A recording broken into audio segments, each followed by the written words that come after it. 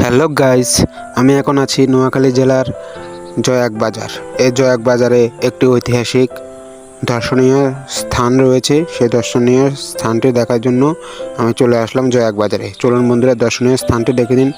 এই দর্শনীয় স্থানটি হলো গান্ধীজি আশ্রম। চলুন বন্ধুরা, আপনারা গান্ধীজি আশ্রমটি দেখে নিন।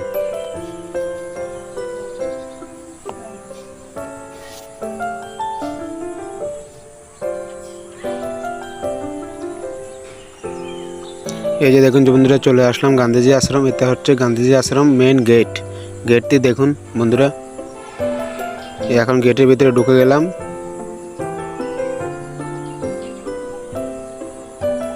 চারপাশের পরিবেশ দেখুন, খুব সুন্দর।